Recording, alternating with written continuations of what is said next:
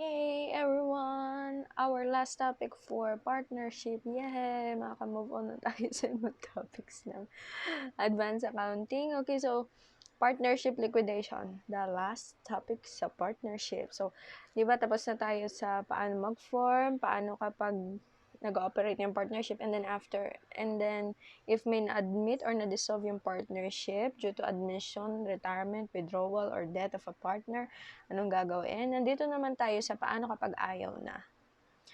Wala tayong magagawa pag ayaw na. So, pag ayaw na ng mga partners, i-liquidate na natin. Okay? It's either, ang reason nila is, sa tingin nila, wala nang patutunguhan yung kanilang negosyo, or hindi na sila magkasundo, or di kaya naman, naging insolvent silang lahat. Okay? So, sa halip na mag-gain pa sila mag-increase yung losses nila is, hadlangan na nila yung losses na yon. Okay? So, end na natin yung business. Okay? So, yun yung pag-uusapan natin ngayon. Okay, so we have partnership liquidation. The term liquidation is the termination of the business operations or the winding up of affairs. So, yung dissolution is actually hindi siya termination of the business operation. It's just a change in relations. Okay, and partnership liquidation, yun na yun. Okay, yun na yung termination of the business. Okay, so assets are converted into cash. Okay, liabilities are settled, and any remaining amount is distributed to the partner. So, yun yung proseso sa liquidation na gagawin. Assets are converted into cash, liabilities ay babayaran, and then yung any amount, kung may matitira man, yun yung distribute sa partners. Okay? So, yan. It may be voluntary, o yung pinag-usapan ng mga partners, or di kaya naman involuntary, bankruptcy. Okay? So, hindi na nila ma-shoulder. Hindi na nila kaya yung losses. So, they have declared bankruptcy. Okay? So, liquidation agad. So, yan. Okay? So, we have two methods of liquidation. We have lump sum, okay, and the installment. Sa lump sum, lahat ng non-cash okay, non-cash assets ay sold simultaneously. Ibig sabihin, one time, big time, pinagbenta. Okay? Then, afterwards, yung proceeds na pinagbentahan, okay, gagamitin siya sa pagbabayad ng liabilities outsiders. Okay? So, yung mga creditors ng partnership, okay, babayaran. Okay? So, and then, afterwards, magdi-distribute na. Kung may matira, magdi-distribute sa partner. So, this is one-time payment. Okay? Kumbaga, pag na-settle na lahat yung non-cash assets, sa pagbenta na, na-settle na lahat ng creditors, afterwards, papamigay na sa partners if merong pang tira, kumbaga, one-time payment lang. Okay, kaya siya lump sum. Okay? So, ito ay ginagawa lang kapag may sure buyers na yung mga non-cash assets. Okay? Hindi yung naghahanap ka pa. Okay, may prospective ka ng buyer, o di kaya naman may buyer na nag-agree na, sige ba, kunin ko na lahat yung iyong non-cash asset sa package deal. So, di ba, package daw. Okay? Yung installment liquidation naman is, parang unti-unti, hinay-hinay. Kasi, yung pagbebenta ng non-cash assets is, through installments din. Okay? O kumbaga nung pa lang nakakita ng buyer, nung pala ang nagbayad yung buyer. Okay, so, when the cash is available, okay, sinesettle na yung claims ng partnership, then afterwards, if may tira, okay, i-distribute sa partners. Okay, so that's per installment yon. So, kunwari, nangyari yung unang bayaran noong January, okay, may bumili ng mga non-cash asset, nagkaroon ng pera, edi settle muna. Settle na yung mga outside creditors, yung partnership creditors, kung may matira, i-distribute. Okay? Then, afterwards, yung kalahati ng mga non-cash assets na benta nung March, nung February, walang bumili. Nung March, saka pa lang meron, ay di liquidate again. Okay? Installment liquidation. Okay? Kumbaga, utay-utay. Okay? So, yun. Depende sa kasunduan kasi yun ng mga partners eh. Kumbaga, kung pag-atat na, parang, basta may pera, dali, distribute na natin lahat. Yun. Okay, so, Okay? So, ano ba yung tinatawag na realization of non-cash assets into cash? This is a conversion of the when you say realization, it's conversion of the non-cash assets into cash. Okay, so non-cash assets. Okay, so this is the first step in liquidation, and the timing results of the realization of the non-cash assets determines the manner of which a payments of claims is executed. Okay, so pag maganda ang bentahan ng non-cash asset, okay, and it did not result to any loss, okay, which is parang minsan lang mangyari. Okay? Yung magandang distribution sa partners and settlement of claims sa partnership creditors. If yung realization of non-cash asset resulted to a loss, paghahatian pa ng mga partners yung mga loss. Okay? So,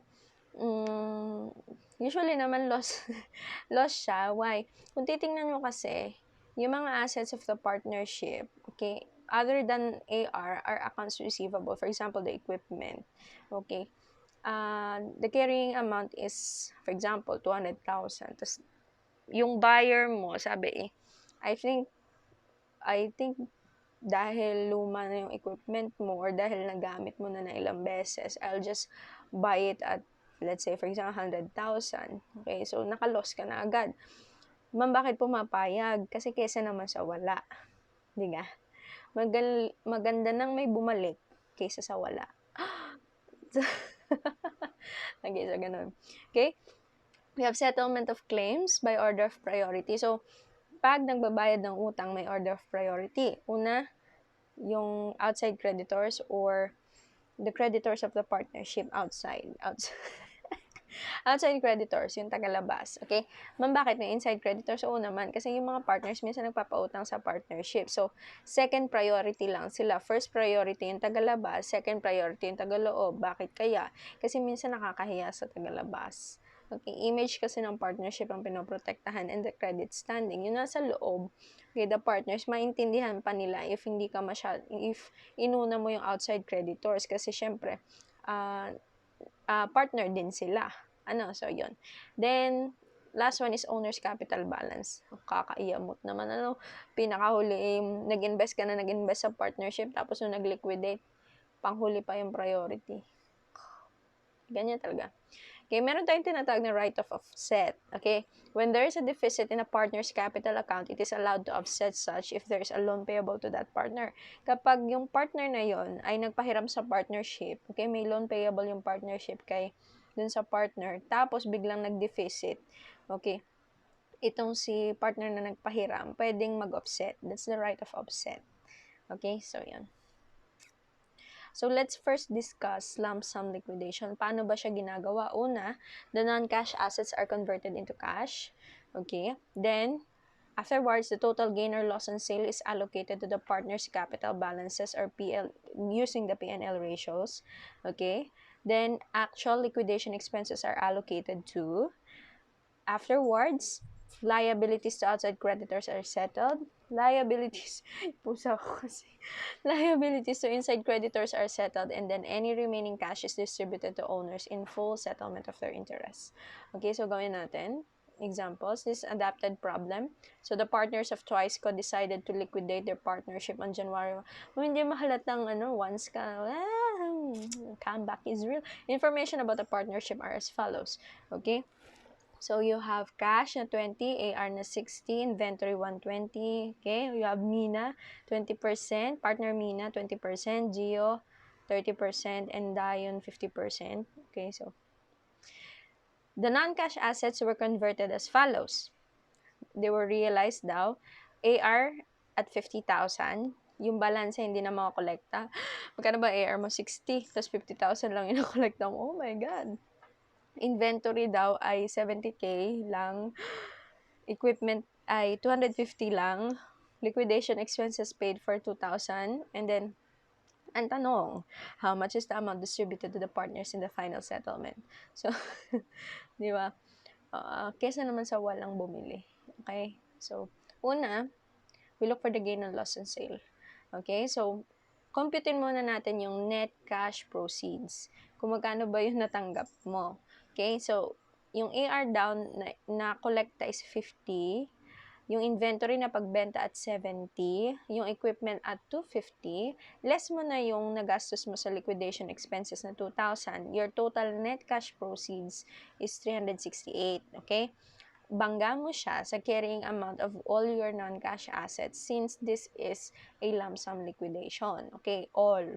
So, yung AR mong 60, yung inventory mong 120 at yung equipment na 300, a total of 480,000. So, 368 minus 480, may lagapak pang loss na 112,000, which is to be allocated sa P&L. Okay? So, let's look at the statement of liquidation. This is prepared. Okay? When you are liquidating the partnership, a statement of liquidation should be prepared. So, ano itsura niya? Ganito, assets, liabilities, and equity. Then, nakalatag cash and non-cash assets. Sa liabilities, you have accounts payable, and then may payable to partner siya. Okay? May utang si partnership kay Gio. And then the equity. So, ilapag mo yung balances before liquidation. Okay? Then we have conversion of non-cash assets and distribution of loss. So, yung natanggap mo, net cash proceeds is 368,000. Yung carrying amount na non-cash mo is 480,000. A total loss of, kanang loss natin, 112,000. Okay, to be distributed to the partners according to their P&L ratio. So, kay Mina, 22,400, kay Gio, 33,600, and kay Diane is 56,000. Okay? So, yon.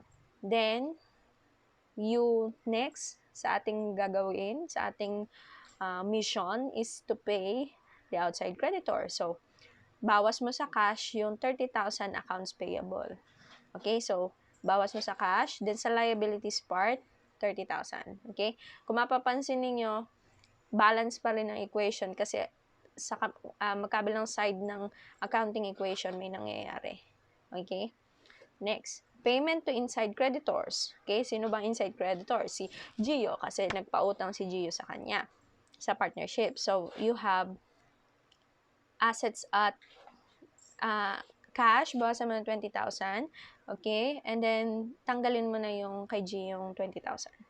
Okay, then yung tira na cash, which is 338,000, ipamahagi mo na sa mga partners according to their P&L ratios. You have 77,600 for Mina, for Gio we have 116,400, and for Diane you have 144,000.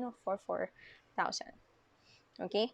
So, ang tanong, magkano ba talaga natanggap ng mga partners? Okay, ma'am, hindi pa ba yun? Okay, considering na si Gio is may pautang, okay, yung sagot mo dito, sasala ka. Okay, if nakalimutan mo si Gio ay nagpautang sa partnership. Okay, so let's see. Si Mina, si Gio, at si Dayon, merong beginning balances na 100, 150, at 200. Then, you have payable to Gio, dagdag mo na sa kanya. Okay, kasi tatanggapin niya din naman to. So, you have total balances of 100, 170, 200, total of 470,000. Okay? Then, i-distribute mo. Ito yung ginagawa natin kanina. I-distribute mo yung 112,000 na loss from the computation sa realization, gain or loss on realization. Ito yung kanina yung 22,400, 33,600, 56,000 for Dion. And then, foot mo lang, we have amounts received by the partners, 77,600 for Mina, 136,400 for Gio, and for Dion, we have 144,000. A total of 358,000. Okay, kung titingnan mo dito, ang natanggap ni Gio, ang sa dulo ni Gio is 116,400. Dito is 136,400. Ano nangyari? Inad mo yung payable to Gio. Okay, kasi inside creditor siya. Malamang, marireceive din niya yung 20,000 niya. Okay? Kasi available naman yung cash. Okay? How about the journal entries? Okay? So, first, we record yung gain or loss on realization natin. You have yung kanina, yung net proceeds natin, net cash proceeds na 368,000. Debit mo yung loss on sale na 112 after computation. And then, i-credit mo na to. Okay? Kasi tatanggalin mo na siya sa iyong, kumbaga is, na-zero out mo na siya.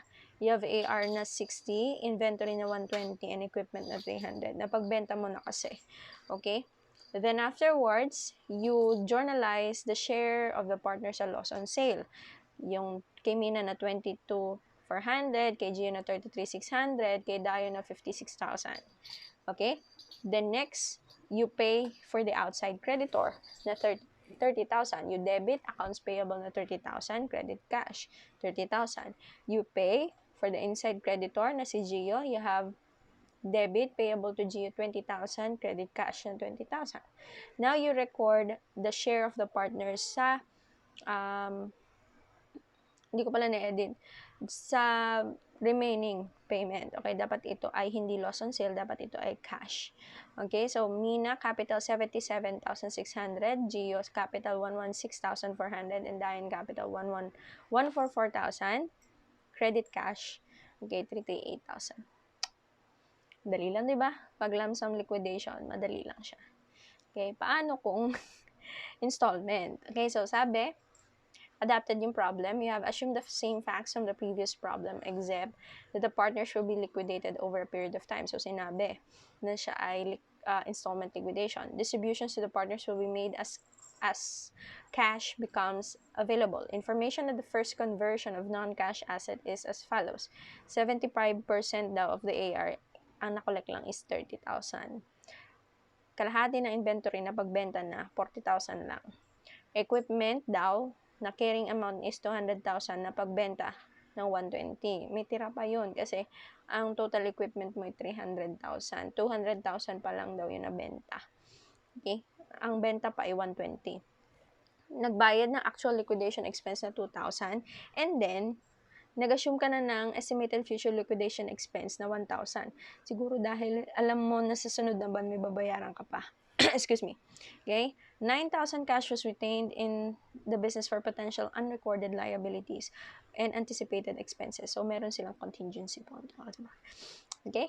So, yan. Una, again, gain on loss on sale. Okay? So, we have 30,000 AR, inventory 40,000. This is for the first transaction, ha. First installment. 40, equipment 120, less mo yung 2,000 na actual liquidation, estimated liquidation expense na 1,000, cash retained for future expenses na 9,000, and then net cash proceed na 178,000. Okay, less mo yung all non-cash assets na 480,000 is you have total loss of okay, so hindi ko to na-edit. Ang ibabangga mo lang dito is yung sige, tuloy natin. Okay? CA of all non-cash assets is at 480,000. You have total loss of 302,000. Okay? So, how much will they receive? Okay? So, ito ay anticipated, ha? Okay? So, we have the same, yung una, from the first 3 rows. Okay? Then, the fourth one is, yung 302,000 na loss, ipapamahagi mo na based on the capital contribution, based on the P&L ratios. Okay, kung ano iniisip ni ma'am. Okay, 60,400, 90,600, and 151,000 for Mina, Gio, and Diane respectively. And then the amounts received by the partners, 39,600, 79,400, 49,000 for Diane, a total of 168,000. Okay? So, yon. That's amounts received by the partners, ha? Okay? Next. Pwede na daw nating i-check. Okay? Checking, you have beginning balance of cash na 20,000. I-add mo yung proceeds from the sale of the assets na 178. Less mo yung payment sa creditors. Okay, outside, hindi kasama yung outside creditors na 30,000. You have cash available for distribution of 168,000. Okay, so yun lang siya. Okay? So, this is assuming na sufficient yung amount ng tawag din kumbaga may natanggap lahat yung mga partners and all of them are solvent. Yun yung kanyang assumption. Okay? Kumbaga, hindi buong-buong nakuha nung loss yung capital nila. Okay? Kumbaga, sumapat yung capital nila para i-cover yung loss. Okay? Kaya may balances pa rin sila marireceive. Okay? Paano kung hindi? Okay? paano kung insufficient yung funds, okay, to pay the partnership creditors, okay? So, pag daw insufficient yung funds, you use the marshalling of assets doctrine. Okay, what is that? Sabi kasi doon, any available assets of the partnership are used to settle the partnership liabilities. Okay, so hahanap ka ng asset na available for the partnership. Then, in case of insufficiency, the solvent general partners will provide additional funds from their personal assets. Okay? So, the personal assets priority to personal creditors to partnership creditors to partners by way of contribution. Ma'am, ano yun? Kasi, di ba, if hindi daw sapat yung partnership assets, pwedeng mag-contribute yung general partners. General.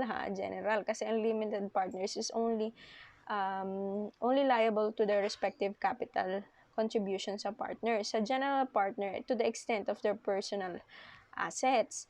Ngayon, yung personal assets nila, syempre, meron din namang silang pinagkakautangan outside the partnership. Kumbaga, may sarili silang utang. Okay, so, if magko-contribute ako ng personal assets ko, ay paano naman yung pinagkakautangan ko?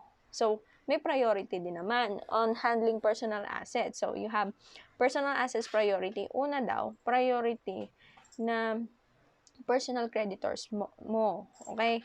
Kumbaga, sige, bayaran mo muna. Kung may tira, pautang mo, bigay mo sa partnership, pangbayad ng partnership creditors. If may tira pa at may utang ka sa partners, or kaya mo pang i-shoulder yung capital deficiency ng partner sa partnership, gawin mo. Okay, so yun yung kasama sa personal assets priority. Okay, then the insolvent partner's capital deficiency is offset to the capital balances of the other partners. That's the marshalling of assets doctrine. Okay, so let's see. So you have the partners of Troisco decided to liquidate. Okay, same problem, but different business transaction. Okay, the non-cash assets were converted as follows. Ang AR ay 10, inventory at 5, equipment at 53, and liquidation expenses is 2. Let's solve. AR ay 10, inventory is 5. Okay, assume that all partners are personally solvent. And then you have net cash proceed of 66,000. Okay, then less CA of all non-cash assets at 480,000, and then you have total loss of 404,000. Okay, so distribute natin sa partners. So you have from here, first 3 rows the same. Okay, the same siya. Next, we have the loss sharing of 414,000. Okay, we have 82,800, 124,200, 207,000, and for Mina, Gio, and Dion, respectively. So, yun ay 404,000 times 20% kay Mina, 30% kay Gio, and Dion is 50%. Okay? Then, you have total of 17,200, 45,800, and for Dion, you have negative 7,000. Okay? So, yeah, a total of 56,000. So, anong gagawin? Sabi kasi, personally solvent naman sila. Mag-additional contribution si Dion at 7,000. Okay? So, add Dion 7,000. So, sa total, na-add din yung 7,000. Total amounts received by the partners is 17,200 kay Mina, kay Jay 45,800, kay Dion wala. And, yun. Ma'am, si Dion wala eh. Nagano pa siya, nag-negative pa nga siya eh. Okay? So, let's check again. You have beginning balance of 20. Okay? Saan galing? Balance sheet. You have net cash proceeds sa sale. You have 66,000. Then, you add mo yung contribution ni Dion na 7,000.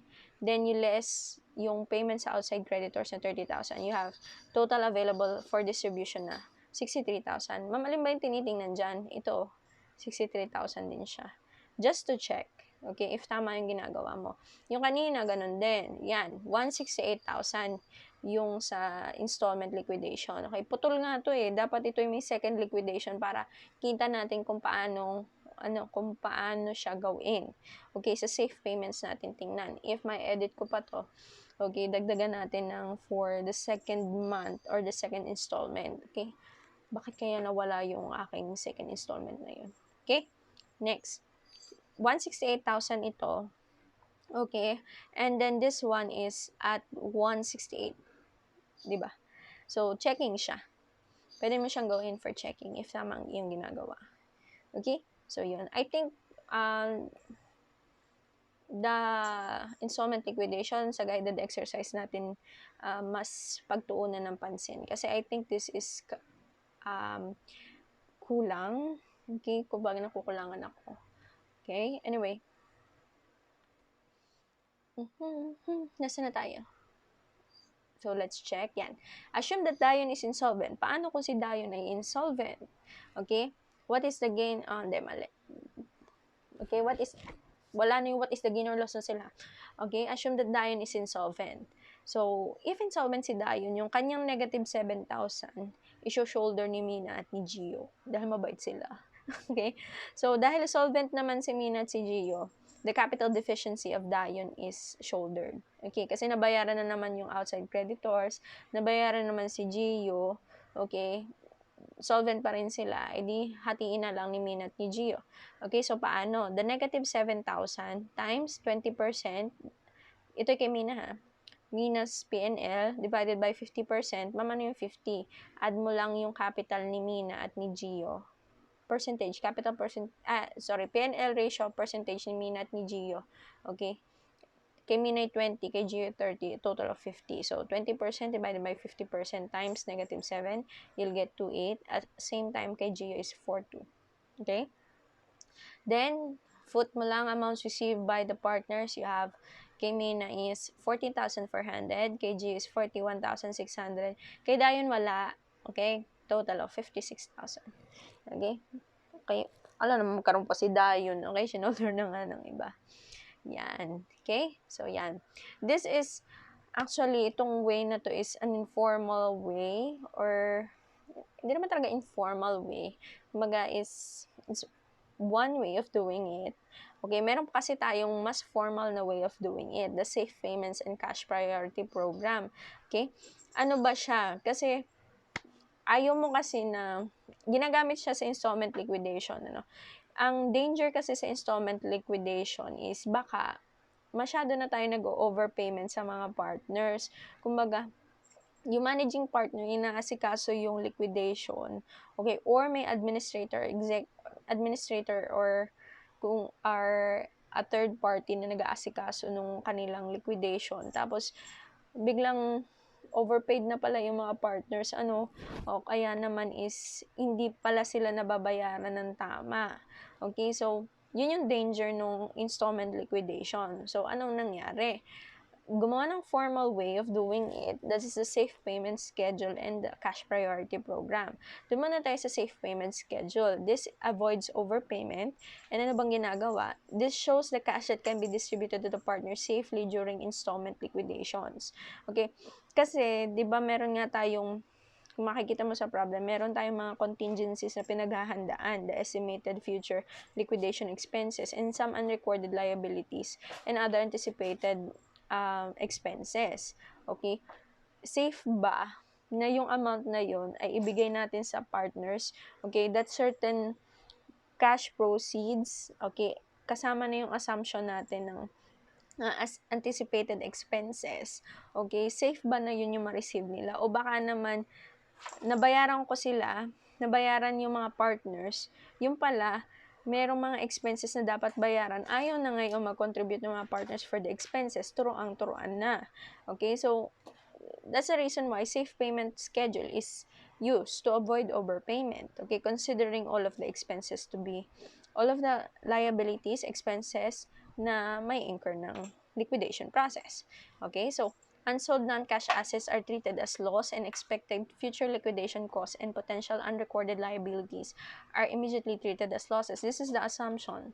Okay, this comprises the maximum loss possible if you add the unsold non-cash asset and the expected future liquidation costs and potential unrecorded liabilities.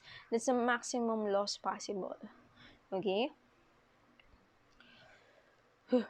Example, the same dun sa installment liquidation natin. You have 75% of the AFAR was at 30, half of the inventory was at 40, equipment at CA is at 200, sold at 120. And then you have total liquidation expense na actual, you have 2,000. Ang estimated na future is 1. And then you have 9,000 cash for any anticipated expenses and unrecorded losses. Okay, paano gagawin? First, you compute for actual loss on realization. Paano yon? Yun nangyari, this one is assumed to be on the first installment transaction. Okay, so lagay mo lang AR na receive mo 30, for the 75% ni AR is 30, for the inventory is at 40, for the equipment is at 120, and then for the actual liquidation expense at 2,000. Okay, so net cash proceed na 188,000. Okay, afterwards iless mo siya doon sa corresponding assets na nabenta. Okay, hindi lahat. Yung corresponding assets lang na nabenta nung first transaction, first installment. Okay, so you have, ang nabenta daw is 75% of the AR. So 60,000 times 75%. Okay, so yun yon. Then kalahati na inventory, 120 divided by 2 plus equipment na ang value is 200,000 na carrying amount. So 60,000 times 75 is 45 plus 60 plus 200, you get 305,000. Okay, so you have net cash proceeds na 188 minus 305 na carrying amount of the corresponding assets sold nung first installment. You have total loss of 117,000. Yan is for the first installment. Okay? Afterwards, you compute for maximum loss possible. Okay? So, paano ba yan sa maximum loss possible? First, you determine the carrying amount of the unsold non-cash asset. So, yung 25% ng AR, yung kalahati ng inventory, and yung remaining equipment. So, bigay naman yung computation. 60,000 times 25% for the AR, kalahati ng inventory, and then the equipment, you have total carrying amount na 300 minus yung nabentang 200,000 na carrying amount 100. A total of negative 175,000. Okay? So, next, you have estimated future liquidation costs na 1,000 and the cash retained for potential unrecorded liabilities na 9,000. You have maximum loss possible na 185,000. Kung mapapansin niyo dito, pinaghiwalay yung actual at saka yung estimated future liquidation cost and anticipated and the cash retained for future expenses and potential unrecorded liabilities. Hindi kagaya dun sa una nating example na pinagsama-sama na siya to get the net cash proceeds. Dito, pinaghiwalay. Those items comprises the maximum loss possible. Tapos yung una, actual loss on realization, yung actual liquidation expense lang ang nilagay. Okay? Next. So, we can now do the safe payment schedule. Actually, nung undergrad ako, ito ang ginagawa ko. Okay? Ito yung malimit kong gawin, yung safe payment schedule. Kasi yung cash priority program, medyo matagal. Okay, so, ito ang aking ginagawa. So, for the first 3 rows, yun yung ating ginagawa kanina pa. Okay? Next, we have actual loss on realization. So, ipamahagi mo yung 117,000, yung kanina. Yung una natin na compute. So, 20% kay Mina, kay Gio 30, kay Diane 50, a total of 23,400 kay Mina. 35,100 kay Gio, and kay Diane is 58,500. So, foot mo lang, you have totals here. Afterwards, you allocate the maximum loss possible. Magkano nga? 185,000. Okay? Again, according to PNL, okay, so we have 37,000 for Mina, for Gio 55,500, for Diane you have 92,500. Okay? Amounts received by the partners, foot mo lang uli. So, for Mina, we have 39,600. For Gio, you have 79,400. For Diane Capital, you have 49,000. A total of 168,000. Familiar? Yes. The same siya dun sa installment liquidation na unang method natin ginawa. So, yan. Next.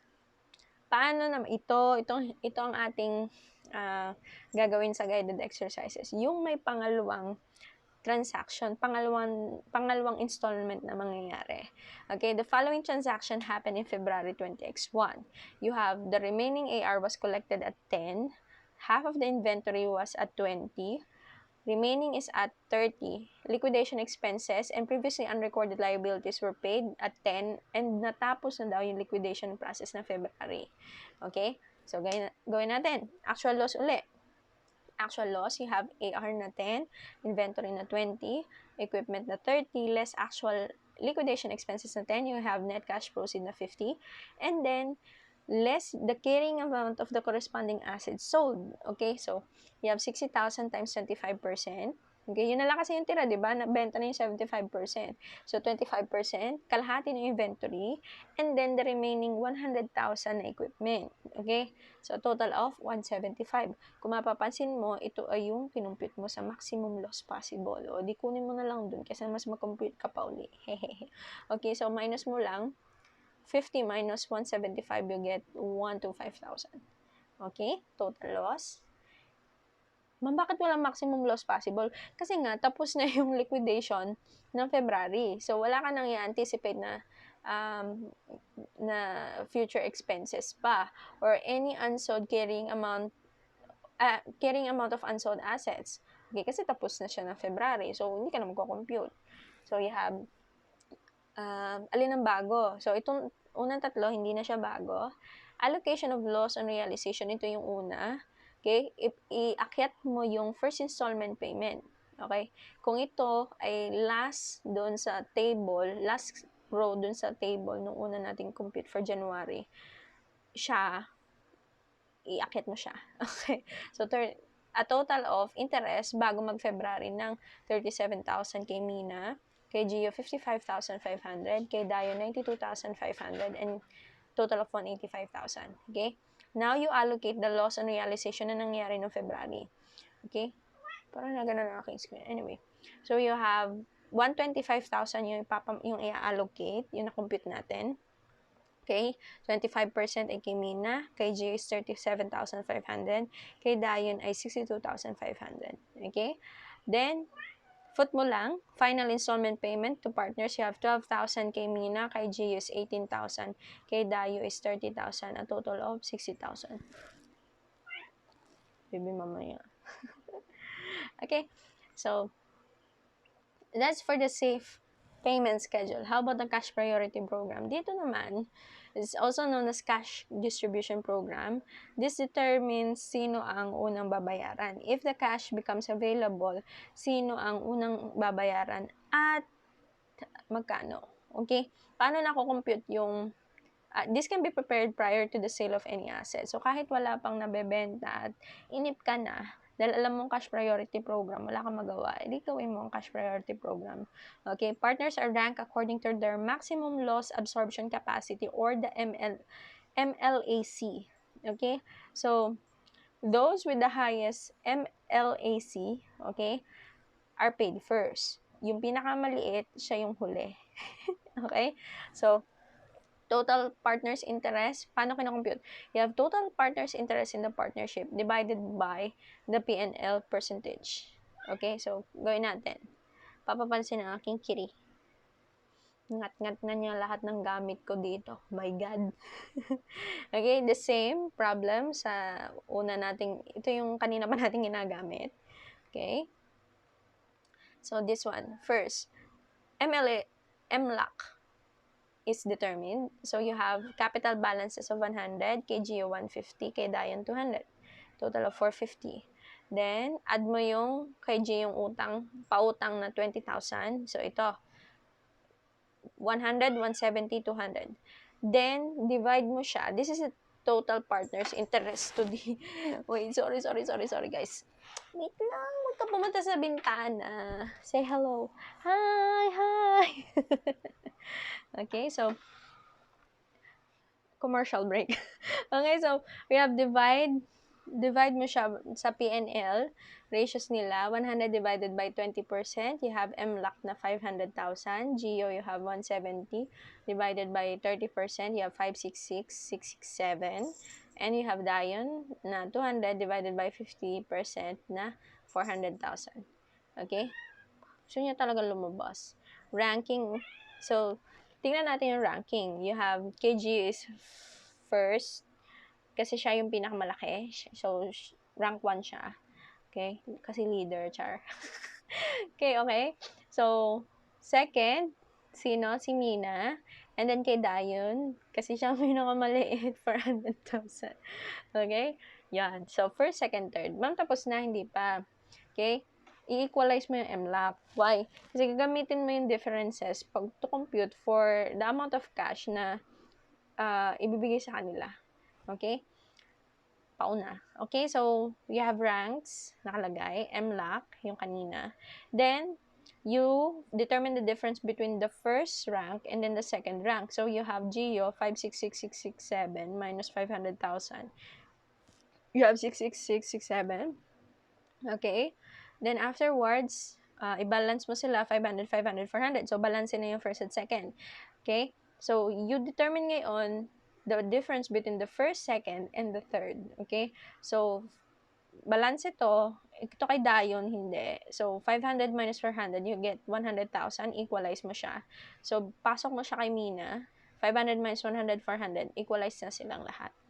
Okay, you have to take note of the differences kasi gagamitin mo siya sa sunod na gagawin. Okay, compute for the cash priorities by multiplying the differences in the second step by their respective partners' P&L ratio. Okay, so gawin natin. You have the first priority, yung unang difference, the 66667 times 30%.